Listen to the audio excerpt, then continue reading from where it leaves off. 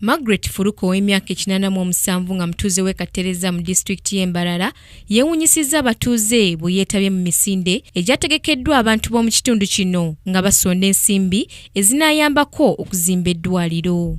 Namukadde ono asookedde mu kukola dduyiro ne banne abalala oluvannyuma ne yeegatta mu misinde egibadde egya kilomita 10 ekiresa abatuuze nga banyeenya emitwe.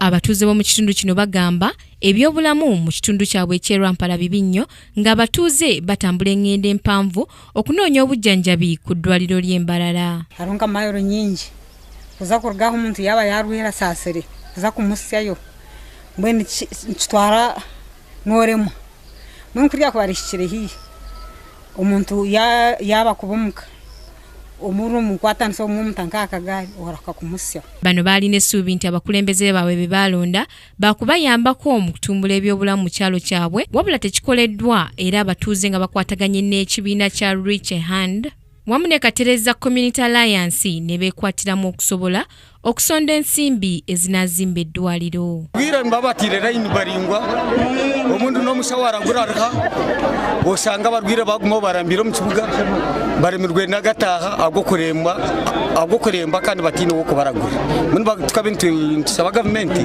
etereze abashaho twine guhereza kubona twine buyamba onyine twine buyamba kubona urguto twine uka twine buyamba twine klinika twine ingwara klinika ne bane nda sente twine esente zirazemu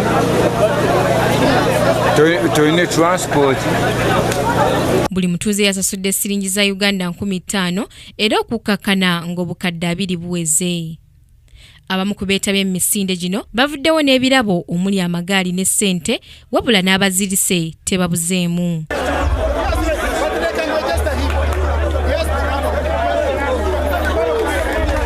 Omulimu gw'okuzimba eddwaliro gwakutandika omwaka ogujja. Samla Hanifa, KTV, amalindirire.